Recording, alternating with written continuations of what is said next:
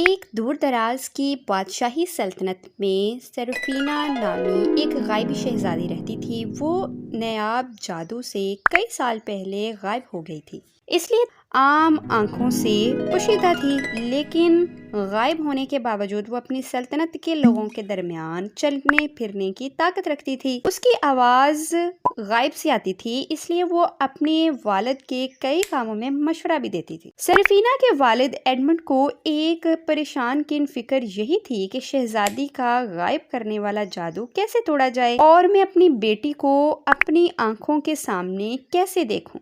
اس مسئلے کا حل نکالنے کے لیے کئی بزرگوں اور جادوگروں کو بلایا، لیکن سب ناکام رہے۔ کئی دن گزر گئے، کئی مہینے گزر گئے۔ ایک دن ایک بوڑھی جادوگرنی ایلون آئی اور اس نے دعویٰ کیا کہ اس مسئلے کا حل اس کے پاس ہے۔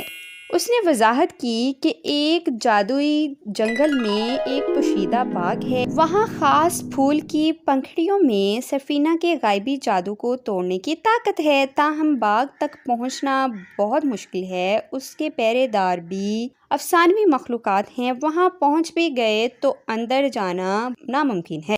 یہ سن کر شہزادی ہمت نہ ہاری، وہ پرعزم رہی، لہٰذا اس نے ایلون کے ساتھ پوشیدہ باغ میں جانے کا فیصلہ کیا۔ راستے میں کئی بھول بھلائیوں سے گزرنا پڑا، کئی موڑ آئے، پلوں کے پار جانا پڑا، یہاں تک کہ شرارتی جنگلی روحوں کا سامنا بھی کرنا پڑا۔ بالآخر وہ پوشیدہ جنگل پہنچی تو پہرے دار نے ایلون کو کہا کہ بغیر پہیلی بوجھے تم اندر نہیں جا سکو گی، اور پہیلی کا جواب اگر غلط ہوا تو میں تمہیں مار ڈالوں گا۔ پہرے دار نے کہا کہ وہ کون سی چیز ہے جس کے ہاتھ تو ہیں لیکن تالیاں نہیں بجا سکتی۔ یہ سن کر ایلون سوچ میں پڑ گئی۔ شہزادی نے ایلون کو بتایا کہ اس کا صحیح جواب گھڑی ہے۔ ایلون نے جواب دیا تو پہرے دار نے کہا کہ صحیح جواب ہے، تم اندر جا سکتی ہو۔ ایلون نے اندر جا کر سرفینہ کو اس خاص پھول کے بارے میں بتایا تو شہزادی نے بھاگ کر اس پھول کی پنکھڑی کو ہاتھ میں تھام لیا، جس سے پھول سے روشنی نکلنے لگی اور شہزادی کی پوشیدگی آہستہ آہستہ ختم ہو گئی۔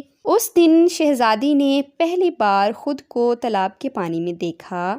ایلون شہزادی کو دیکھ کر بہت خوش تھی۔ وہ دونوں اپنے وطن واپس آئیں تو سب اپنی شہزادی کو آنکھوں کے سامنے دیکھ کر بہت خوش تھے۔ سٹوری اچھی لگی ہو تو لائک کیجیے گا، کمنٹس کیجیے گا، شیئر کیجیے گا اور چینل کو سبسکرائب کر کے بیل آئیکن پر لازمی پریس کر دیں تاکہ اس طرح کی اچھی سٹوریز آپ لوگوں تک پہنچتی رہیں۔ اللہ حافظ۔